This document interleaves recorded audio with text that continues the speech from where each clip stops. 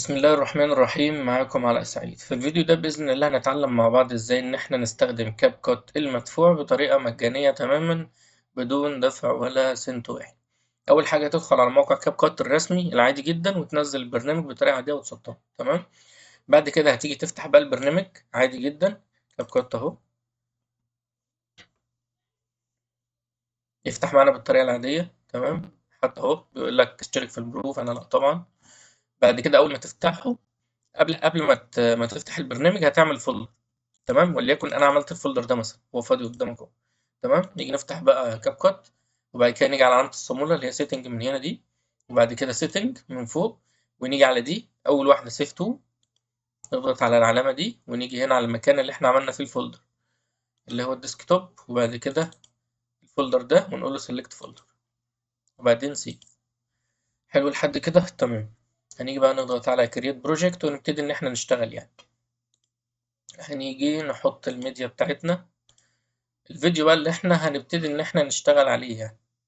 فانا مثلا هحط الفيديو ده ونشيل نرميه تحت هنا كده، وبعد كده نحط له حاجات مدفوعة بحيث ان هو يطلب مننا في الاكسبورت هنا اشترك والكلام ده يعني. فاحنا هنيجي هنا نحط مثلا ده على سبيل المثال ونيجي نقول له اكسبورت. لا طيب نحط مثلا ده ونحط ده ونقول له اكسبورت.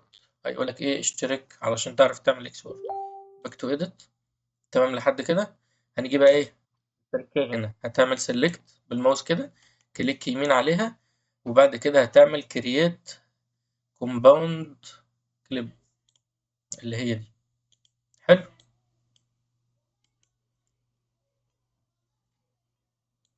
بعد كده هتيجي نفتح هنا الفولدر بتاعنا، هنلاقيه عمل هنا شوية ملفات كاب كات درافت. نيجي هنا وده الفيديو اللي احنا شغالين عليه. احنا لو جينا هنا كده هنلاقي بص رقم الفيديو 1230 قدامه. حلو. وده 1230 نيجي نفتحه وبعدين ندخل هنا على الريسورسز، هنلاقي هنا فولدرين تمام. هنيجي نرجع للكاب كات تاني اهو قدامك اهو، كليك يمين وبعد كده نعمل دي اللي هي بري مش عارف اللي قدامك ده.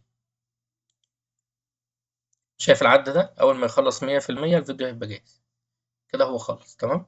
نيجي نرجع بقى للفولدر بتاعنا، هنلاقي بص في فولدر كمان اتعمل هنا، ندخل عليه هتلاقي هنا الفيديو. لو جيت انت بقى تشغل الفيديو ده مباشرة، ده الفيديو اللي انت عملته، لو جيت تشغله مباشرة مش هيشتغل يعني. نيجي كده لا مش هيشتغل. فهنعمل ايه؟ بص يا سيدي، هتيجي تجيب ده كده جنبه. حلو. وناخد ده نسحبه فين؟ على الفيديو بتاعنا اللي احنا عاملينه اهو.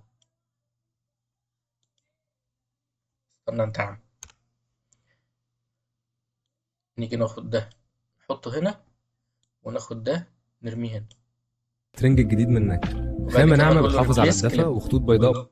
يعني احنا الاول هناخد الفيديو بتاعنا نحطه في الميديا هنا، وبعد كده نسحبه ونحطه هنا. بص بقى لما نيجي نعمل اكسبورت بعد ما عملنا الحركة دي هنلاقيه بيقول ايه اكسبورت عادي جدا، وتقدر انت تعمل اكسبورت للفيديو بالجودة اللي انت عايزها. زي ما انت شايف بيوصل لحد 8K، حاجة ممتازة يعني. طب تعالوا نعمل مع بعض اكسبورت ونشوف هيودي لحد فين. اللي هو مثلا ايه، نيجي هنا وهنخليه وده اسم الفيديو. لا ده سيلكت فولدر